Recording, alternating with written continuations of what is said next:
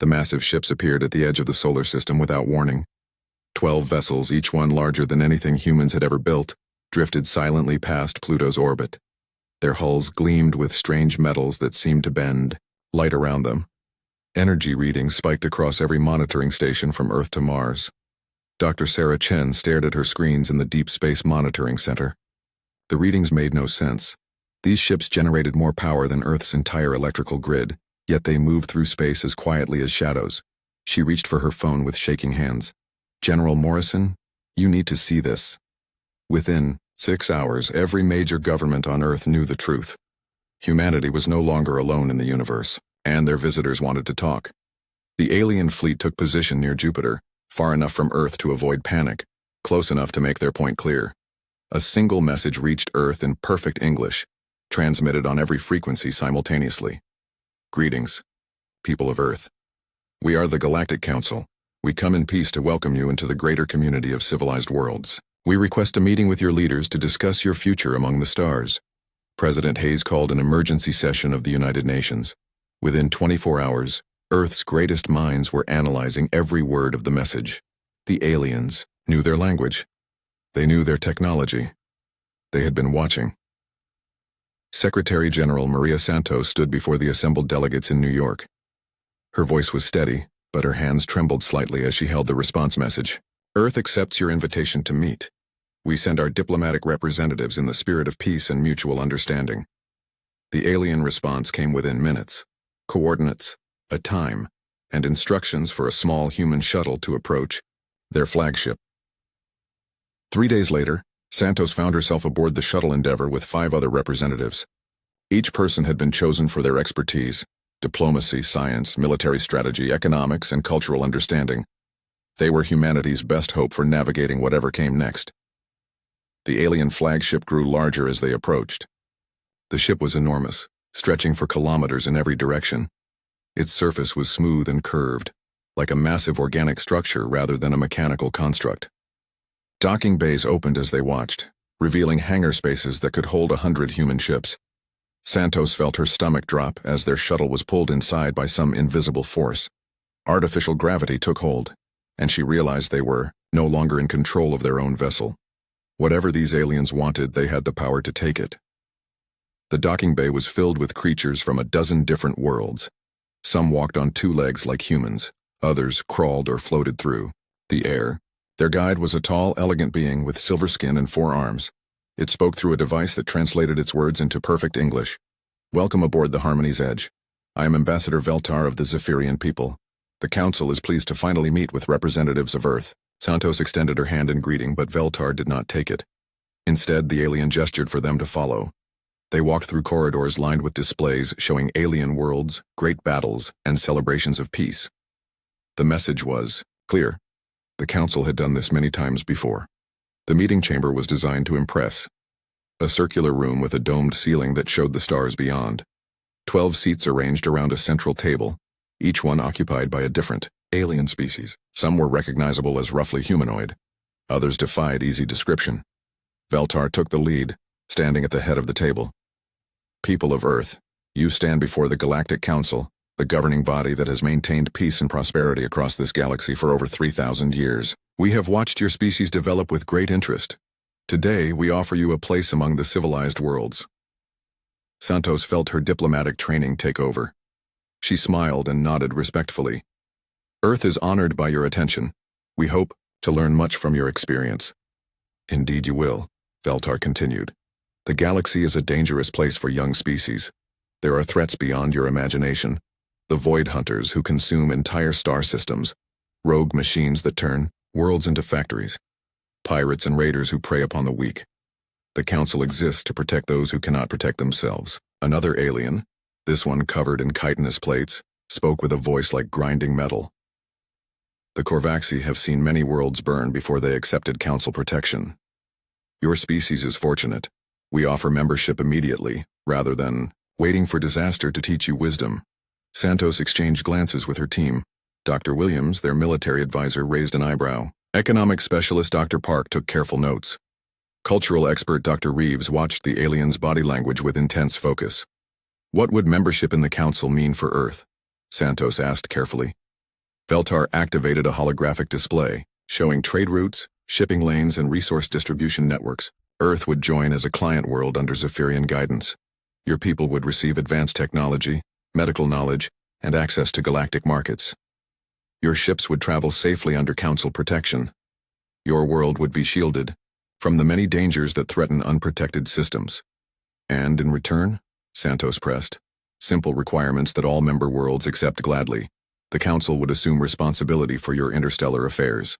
Trade agreements, territorial disputes, military deployments, these would be handled by experienced Council administrators.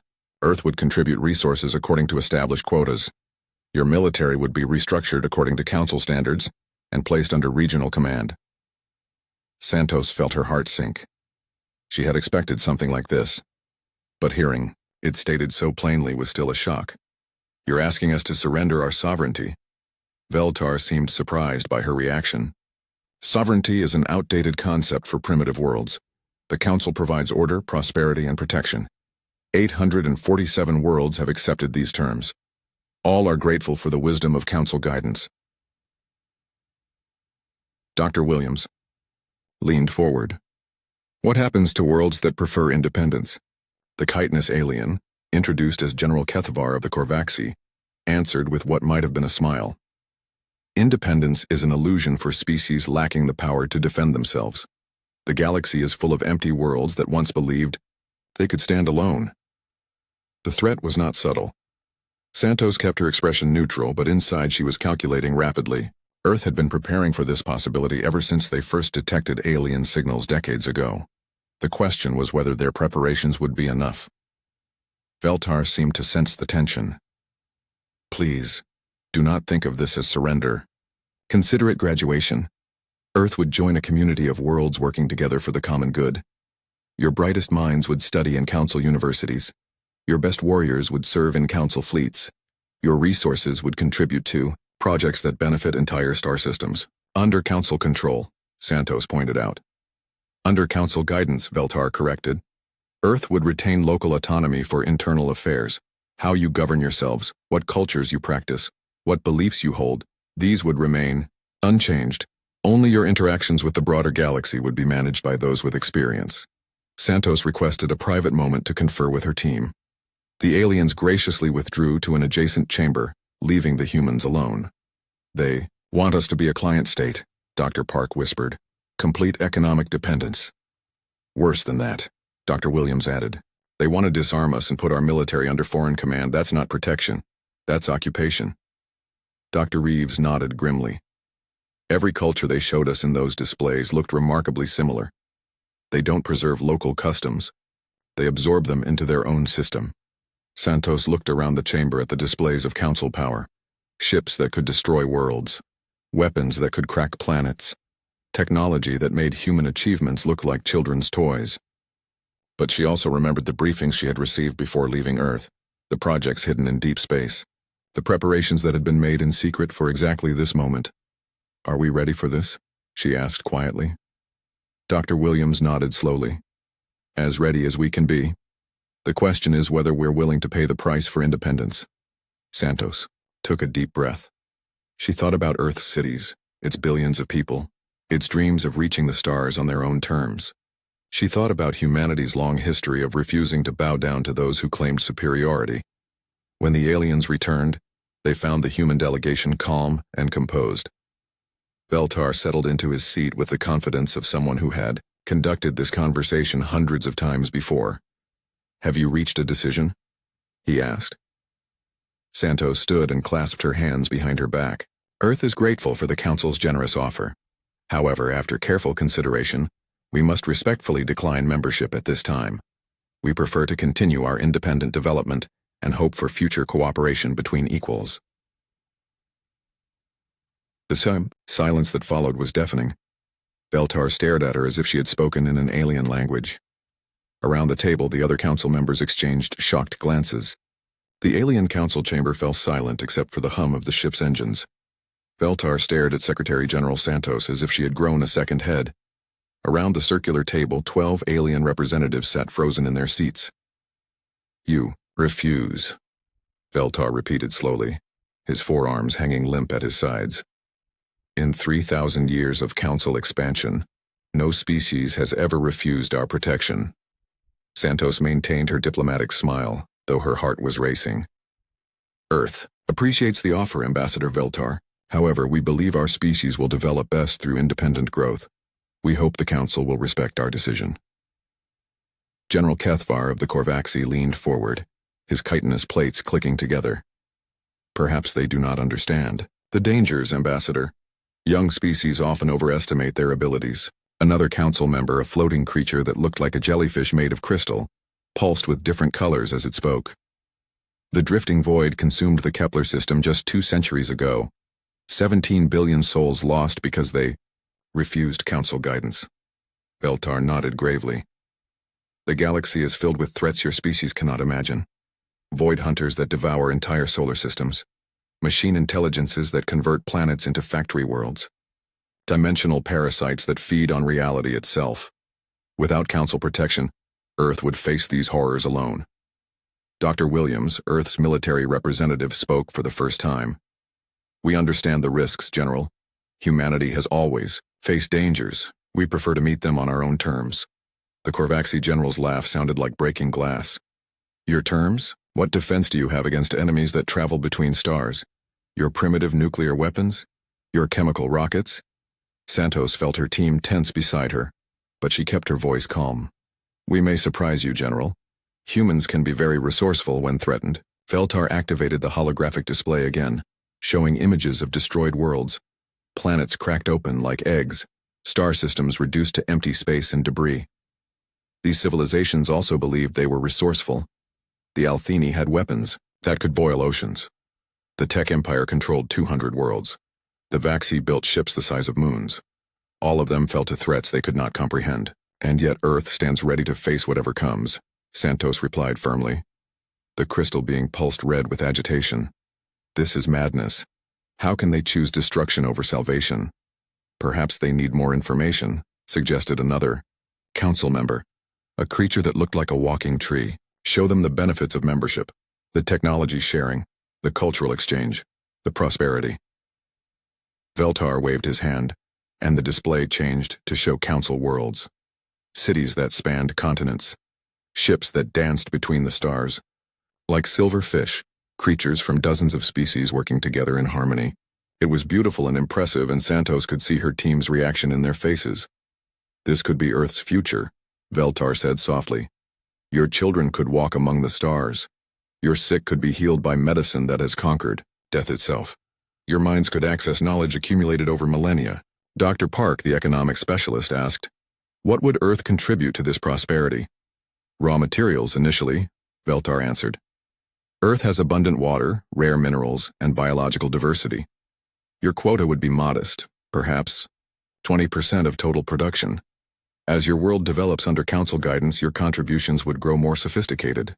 Dr. Reeves, the cultural expert, frowned. What happens to Earth's governments? Our religions? Our traditions? Internal affairs remain your own, Veltar assured her. The Council does not interfere with local customs, so long as they do not conflict with galactic law. And who determines what conflicts with galactic law? Santos asked quietly. Veltar hesitated for the first time. The Council, naturally. We have experience in these matters. Santos exchanged glances with her team. The offer sounded generous on the surface, but the reality was clear. Earth would become a resource extraction colony with the illusion of local control. Their children would grow up as second-class citizens in someone else's empire. Ambassador Veltar, Santos said carefully, Earth has a long history of rejecting offers that sound generous but come with unacceptable conditions. We fought wars against empires that promised prosperity in exchange for submission. We have learned that freedom has its own value. General Kethvar slammed one of his clawed hands on the table. Freedom? You speak of freedom while facing extinction? This is not negotiation. This is suicide. The tension in the room was becoming dangerous. Santos could see the alien council members growing agitated. Some were speaking in their own languages, their voices rising. She realized that humanity's refusal was not just surprising, it was genuinely frightening to them. General Kethvar, she said calmly, we understand your concern, but Earth's decision is final. We choose independence. Veltar rose from his seat, his silver skin rippling with distress. You cannot simply choose independence from galactic reality. The threats will come whether you acknowledge them or not. Without council protection, your world will be defenseless. Dr. Williams smiled, grimly. You might be surprised how well humans defend themselves when pushed into a corner, the crystal being pulsed bright red. Their confidence borders on delusion. Do they truly believe their primitive technology can stand against galactic threats? Santos felt a cold smile cross her face.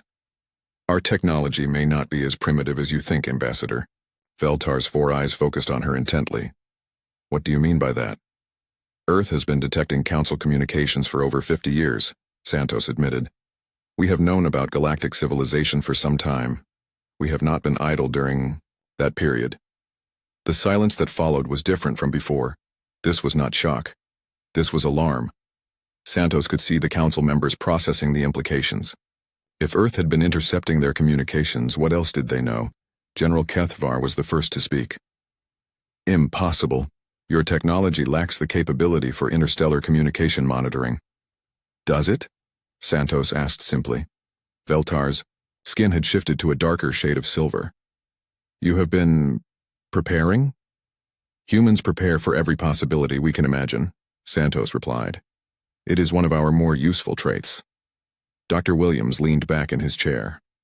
We have learned much about the galaxy over the past 5 decades. The threats you mention, the Council's expansion patterns, the fate of species that refuse membership. The tree-like council member rustled its branches nervously. If they have been monitoring our communications, they may have learned about restricted technologies. Or developed their own, added the crystal being. Veltar was studying Santos with new intensity. What exactly has Earth been preparing for? Santos met his gaze steadily. Everything. The council chamber's atmosphere had changed completely. Where before there had been condescending certainty, now there was uncertainty and growing concern. These aliens had expected to meet with primitive creatures grateful for their guidance. Instead, they were facing representatives who had been watching and preparing for decades. Perhaps, Veltar said slowly, we should reconsider the terms of membership. Earth's experience with our communications might make you valuable partners rather than simple client worlds. Santos shook her head. The answer remains the same, Ambassador. Earth chooses independence. General Kethvar's voice carried a new edge. And if the Council determines that an independent Earth poses a threat to galactic stability? The question hung in the air like a challenge. Santos felt her team tense beside her, but her voice remained calm. Then the Council would be making a serious mistake. Veltar raised his hands in a peaceful gesture. Please, let us not speak of threats. The Council desires only peace and prosperity for all species.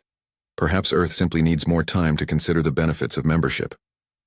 Our position is final, Santos replied firmly. We hope the Council will respect that decision and work toward peaceful coexistence between our peoples. The crystal being pulsed a deep purple color. Coexistence requires mutual understanding. If Earth possesses unknown capabilities, the Council must be informed for everyone's safety. Dr. Williams smiled coldly. Our capabilities are defensive in nature. Earth threatens no one who does not threaten Earth. That is not for you to decide, General Kethvar growled. Galactic security is a Council responsibility. Santos stood up slowly. I think this meeting has reached its natural conclusion. Earth's position is clear, and I believe the Council understands our reasoning. Veltar also rose, his 4 arms spread in a gesture that might have been surrender or frustration. Secretary General Santos, I urge you to reconsider. The galaxy is vast and dangerous. Your species cannot stand alone against the forces that shaped it. Perhaps not, Santos agreed. But we intend to try. As the human delegation prepared to leave, General Kethvar delivered a final warning. The Council has a responsibility to protect galactic peace. Actions that threaten that peace, even by well-meaning species, cannot be allowed to continue. Santos paused at the chamber door. General, I suggest the Council remember that Earth has been peaceful throughout this encounter. Any threats to that peace will come from elsewhere. The return journey to their shuttle was tense and quiet. The emergency session of the Galactic Council convened aboard the Eternal Wisdom, the massive Council headquarters ship stationed at the galactic core. Representatives from all 12 member species gathered in the Great Assembly Hall, a chamber large enough to hold a small city. Ambassador Veltar stood before the assembly, his silver skin darker than usual with stress. In 3,000 years of service, he had never faced such a situation. Behind him, holographic displays showed detailed scans of the Sol system, including energy readings that made no sense. Honored counselors, Veltar began, I must report that the species known as humans have rejected council membership. This marks the first refusal in recorded galactic history. The assembly erupted in shocked murmurs and alien exclamations. Council Speaker Zethala, an ancient being whose species had founded the council millennia ago, raised a crystalline hand for silence. Explain the circumstances of this refusal, she commanded, her voice echoing through translation devices. Veltar activated the holographic replay of the meeting. The human delegation appeared in the center of the hall, their images 20 times normal size. Council members watched in growing amazement as Secretary General Santos politely but firmly rejected their offer. They claimed to prefer independence, Veltar explained. More disturbing, they have been monitoring our communications for decades. They have been preparing. General Kethvar of the Korvaxi rose from his seat, his massive frame casting shadows across the assembly floor. The implications are clear. If one species is allowed to refuse council authority, others will follow. Our entire system of galactic governance could collapse. Councillor Methris of the peaceful Altheni disagreed. Perhaps we should consider revised terms. If the humans possess advanced technology, they might contribute as partners rather than client members. The Korvaxi general's laugh echoed through the hall. Advanced technology, they have barely achieved interplanetary flight. Their confidence is based on ignorance, not capability. Then why? Interrupted Councillor Velnara of the Scientific Zephyr Coalition. Are our sensors detecting massive energy signatures throughout their system? Gravitational anomalies near their gas giant. Structural readings from their asteroid belt that suggest artificial construction. The assembly grew quiet. Veltar activated new displays showing the sensor data from their ships near Jupiter. The readings were confusing and contradictory, but they suggested the presence of technology that didn't match human capabilities. Sensor malfunctions, General Kethvar declared, or primitive attempts to deceive us. Humans are known for cunning and trickery. Council Speaker Zethala studied the data with ancient eyes that had seen civilizations rise and fall. These readings are unusual. If accurate, they suggest the humans have capabilities we have not detected. Impossible, insisted Councillor Drex of the militant hegemony faction. Our intelligence reports show primitive nuclear weapons and chemical propulsion systems. They cannot have developed advanced technology without our knowledge. Veltar shifted, uncomfortably. Secretary General Santos seemed very confident when she claimed Earth's technology might surprise us. There was something in her manner that suggested she was not bluffing. The debate that followed divided along predictable lines. The militant factions, led by the Korvaxi and the hegemony, argued for immediate enforcement action. No species could be allowed to reject council authority without consequences. The scientific and peaceful factions wanted to study the situation further, to understand what the humans might actually possess. General Kethvar pounded his armored fist on his council podium. Every moment we delay sends a message of weakness throughout the galaxy. How many other species are watching this situation? How many are questioning whether council membership is truly mandatory? But if we act hastily and the humans do possess advanced defenses, warned Councillor Methris, we could face an unnecessary conflict. Against a single primitive world? General Kethvar snorted. The Korvaxi fleet alone could reduce their planet to ash. Add the other council forces and any resistance becomes irrelevant. Council Speaker Zethala considered the arguments. She was old enough to remember the early days of council expansion, when resistance was more common. But in recent millennia, the council's reputation had grown so fearsome that most species begged for membership rather than fighting it. The precedent concerns me, she said finally. If humanity's refusal goes unchallenged, other species may begin to question council authority. We cannot allow galactic order to crumble because one species believes it can stand alone. Councillor Drex of the hegemony leaned forward eagerly. Then you authorize enforcement action? I authorize a demonstration of council power, Zethala corrected. Send a fleet large enough to impress upon the humans the futility of resistance. Offer them one final chance to reconsider. If they persist in their refusal, she did not need to finish the sentence. Everyone in the assembly understood. General Kethvar smiled with satisfaction. The Korvaxi volunteered to lead this demonstration. My flagship Inevitable Victory will show these humans what happens to those who reject council wisdom. Take a full squadron, Council Speaker Zethala ordered. 50 vessels should be sufficient to demonstrate overwhelming superiority while avoiding unnecessary destruction. Within hours, the demonstration fleet was assembled. 50 of the Council's most impressive warships, including dreadnoughts capable of cracking planets and carriers holding thousands of fighter craft. The fleet's combined firepower could sterilize entire star systems. General Kethvar took command aboard his flagship, a massive vessel bristling with weapons that had never failed to inspire surrender. As the fleet prepared to depart for the Mao Sol system, he addressed his officers with confidence. "This will be simple," he declared. "We arrive, demonstrate our power, and accept their surrender. The humans will see reason once they understand their situation." The journey to Earth took 3 days at maximum hyperspace velocity. As the fleet dropped into normal space at the edge of the Sol system, long-range sensors immediately began detecting anomalies. "General," reported his sensor officer, "I'm reading massive gravitational distortions near the 4th planet, and unusual energy signatures throughout the system." Kethvar studied the displays with growing confusion. The readings suggested the presence of large artificial structures, but intelligence reports indicated humans had barely established colonies on their neighboring worlds. "Equipment malfunctions," he decided. "Focus on the primary target, 3rd planet from their star." The fleet moved through the system in perfect formation, their arrival intended to inspire awe and terror in equal measure. Earth grew larger in their viewports, a blue-green world that looked peaceful and defensible. As they approached the orbit of Earth's moon, General Kethvar ordered the fleet to take threatening positions. Weapons were charged but not yet aimed. The message was clear: surrender now or face annihilation. The human response came faster than expected, transmitted on all frequencies with crystal clarity. "Council forces, you are now in violation of Sol system sovereignty. You have 30 seconds to begin withdrawal, or you will be considered hostile combatants. This is your only warning." General Kethvar laughed so hard he nearly fell from his command chair. 30 seconds? They give us 30 seconds? He opened a communication channel to his entire fleet. "Prepare to demonstrate why the Council has ruled the galaxy for 3 millennia. Target their primitive orbital installations." The countdown began on human communications networks throughout the system. Kethvar watched the timer with amusement, curious to see what pathetic resistance the humans would offer. 20 seconds, 15. 10. At 0, hell erupted throughout the Sol system. The first shock came from Jupiter's vicinity.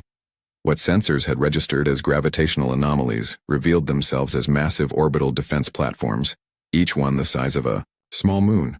They opened fire with weapons that made the Council's most advanced dreadnoughts look like toys. General Kethvar watched in horror as beams of impossible energy reached across millions of kilometers to strike his lead ships. The weapons didn't just destroy their targets. They seemed to unmake them at the atomic level, reducing proud warships to clouds of elementary particles. "Shields," he screamed, but the human weapons cut through Council defense systems like they weren't there. The second wave of attacks came from the asteroid belt.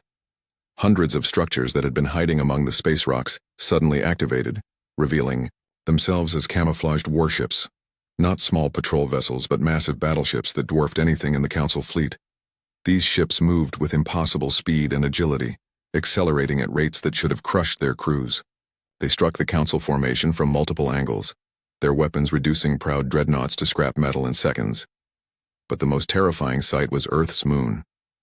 The natural satellite that intelligence reports described as a dead rock suddenly split open like a mechanical flower. The entire moon had been hollowed out and converted into the most fearsome weapons platform in known galactic history. The Luna installation alone mounted more firepower than the entire Council fleet. The battle for the Sol system lasted exactly 6 hours and 17 minutes. When it ended, the most powerful military force in galactic history was fleeing in terror from creatures they had dismissed as primitives. Admiral Sarah Chen stood in the command center of Luna Base, watching the tactical displays as the surviving Council ships limped toward the edge of the solar system. Around her, technicians and officers who had spent decades preparing for this moment allowed themselves cautious smiles. "All stations report successful engagement," announced Commander Torres from the tactical station. "Enemy fleet is in full retreat. No human casualties reported." Chen nodded, but her expression remained serious. This was just the beginning. Keep all defensive platforms at full alert. Monitor their retreat path and prepare for immediate retaliation. The Luna Base Command Center was a marvel of human engineering that had taken 40 years to complete. When Earth's deep space monitoring stations first detected alien communications in the 2030s, world leaders had made a crucial decision. Instead of revealing themselves immediately, humanity would prepare for the eventual encounter. The moon had been the obvious choice for their primary fortress. Hidden construction had begun in 2040, using mining equipment to hollow out vast chambers beneath the lunar surface.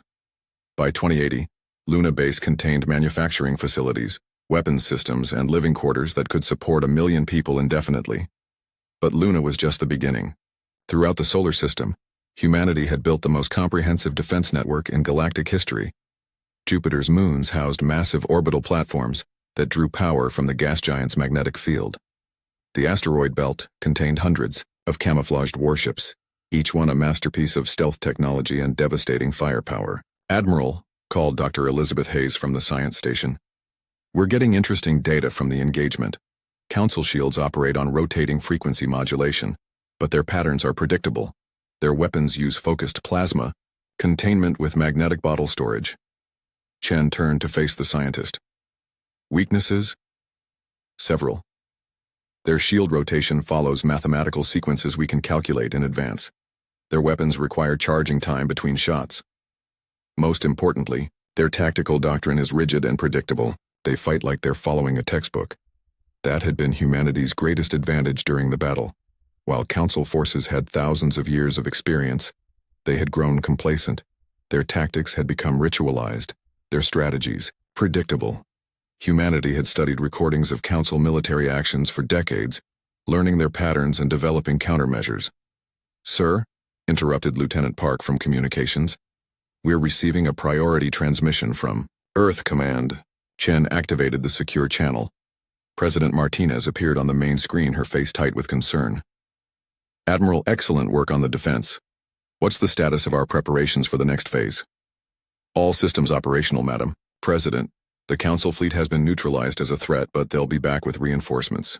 We estimate 72 hours before they can organize a response." "Time enough for Operation Revelation?" Chen smiled grimly. "More than enough. We're ready to show the galaxy what humanity has really been doing for the past 50 years. Throughout the solar system, hidden installations began powering up systems that had never been tested at full capacity. On Mars, massive communication arrays prepared to broadcast across the entire galaxy. In the outer system, ships that made the Luna defense platforms look small began moving toward predetermined positions. The Council's demonstration fleet had faced humanity's defensive capabilities. They had no idea what Earth could do when it went on the offensive.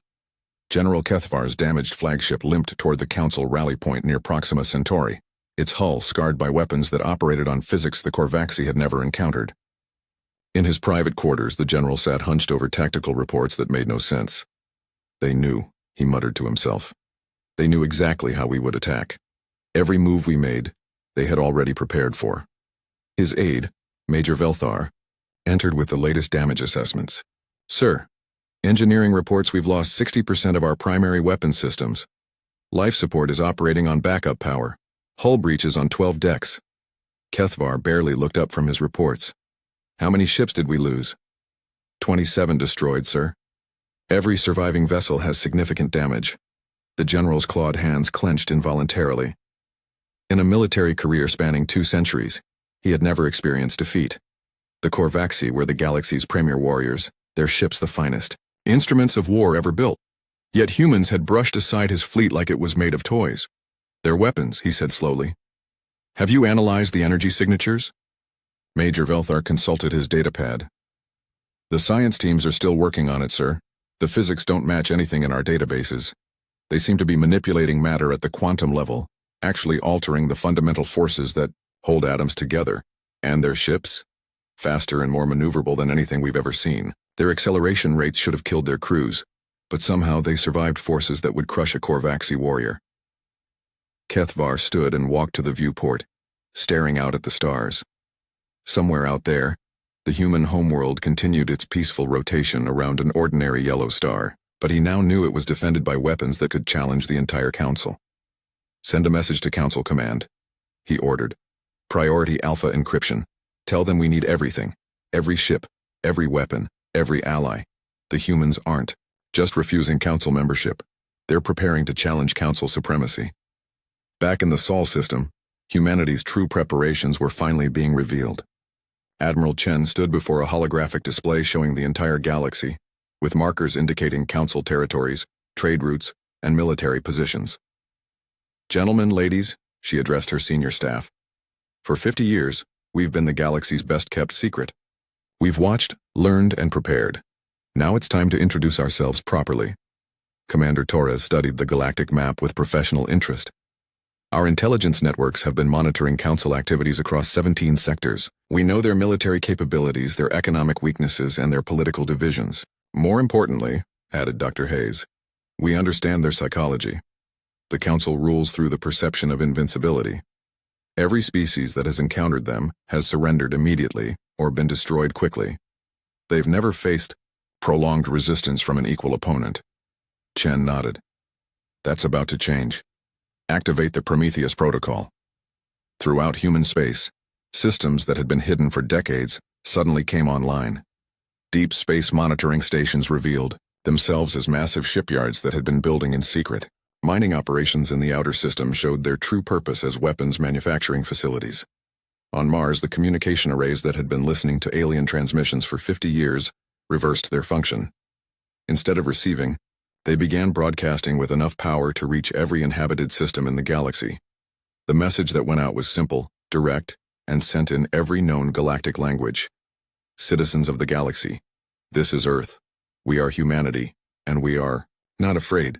The broadcast continued with a detailed explanation of humanity's position. They bore no ill will toward any species. They sought cooperation and peaceful trade, but they would not accept subjugation or control by any external authority.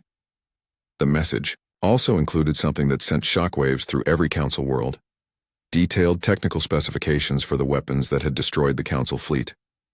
The physics behind quantum dissolution beams, the engineering principles of gravitational manipulation drives, the mathematics of predictive targeting systems. We share this knowledge freely, the broadcast continued, as proof that cooperation creates more value than conquest. The galaxy is large enough for all species to prosper without bowing to any single authority.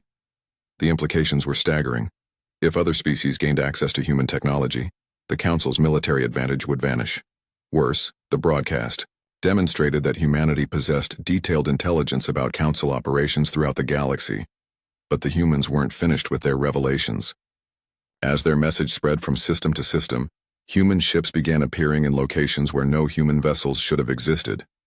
Near the Korvaxi homeworld, a human exploration vessel materialized from what appeared to be empty space.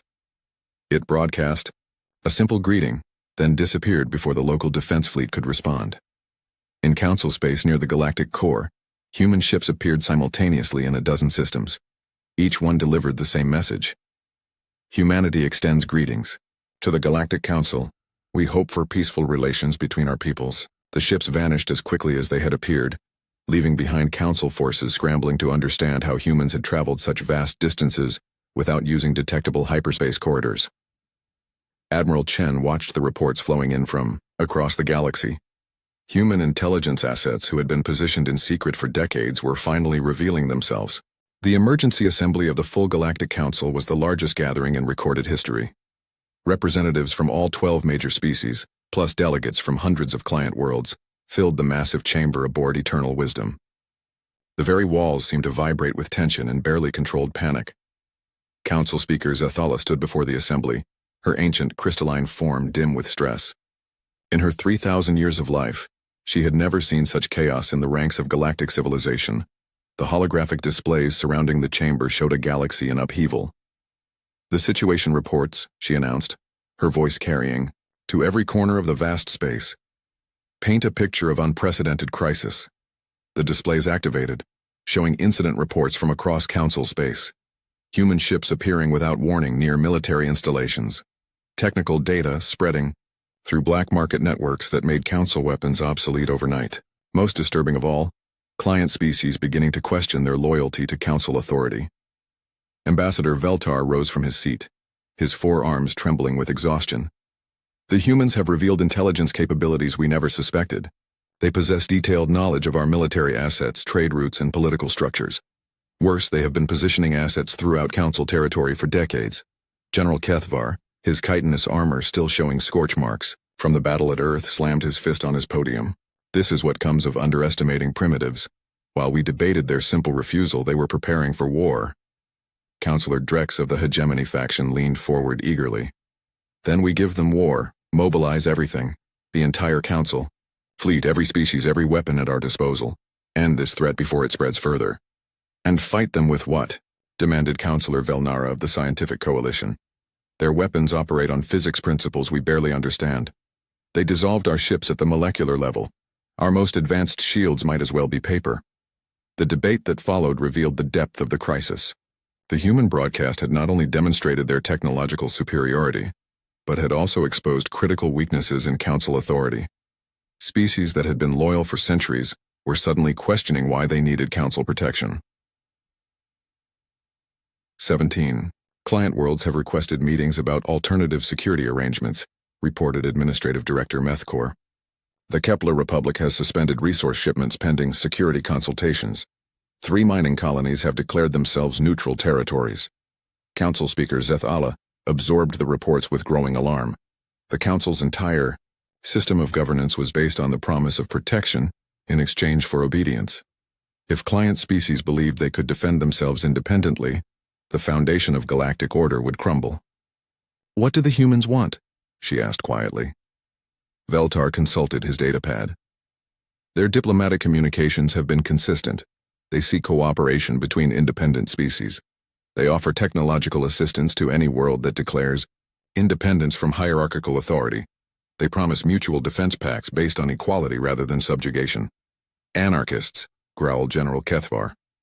They would destroy 3,000 years of galactic peace and prosperity. Would they? Interrupted Councillor Methris of the Altheni. Their offer includes sharing defensive technology. Species would be stronger, not weaker.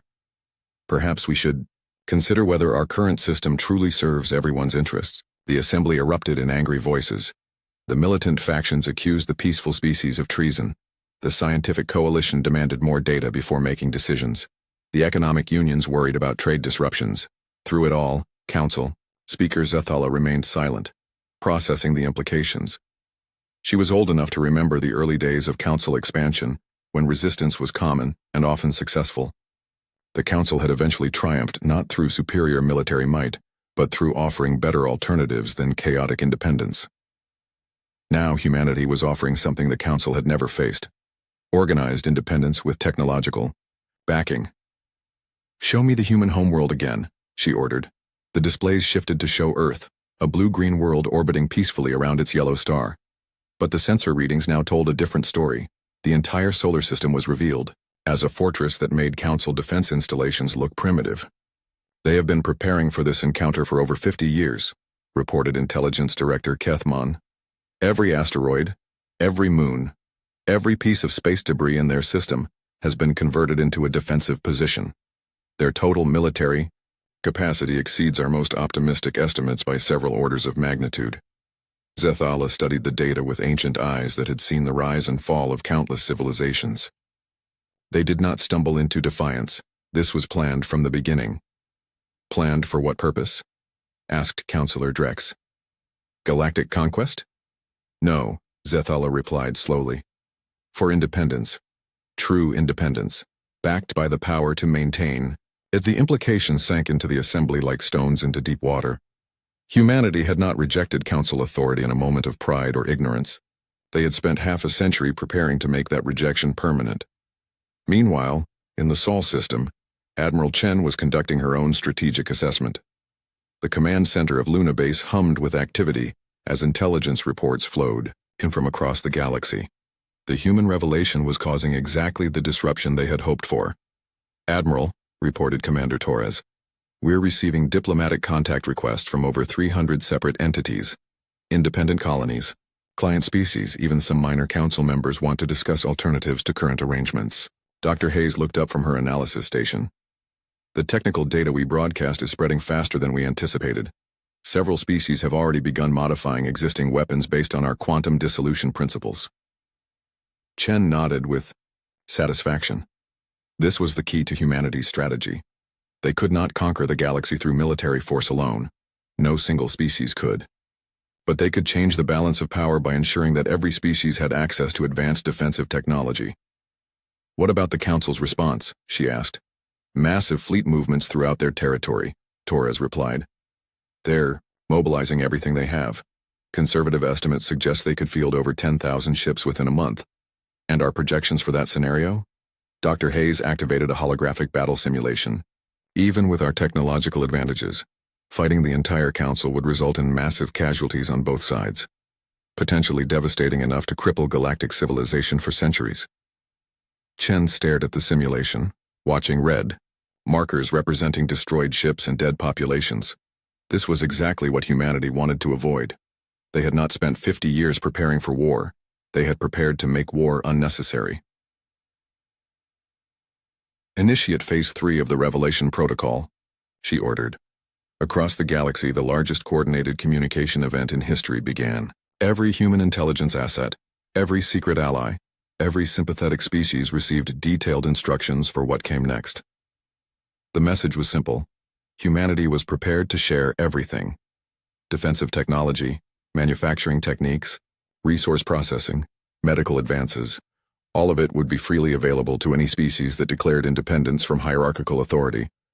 But the offer came with a condition. Species that accepted human assistance would be expected to extend the same offer to others. Technology would be shared freely, not hoarded. Defensive alliances would be open to all peaceful species, not exclusive clubs for the powerful.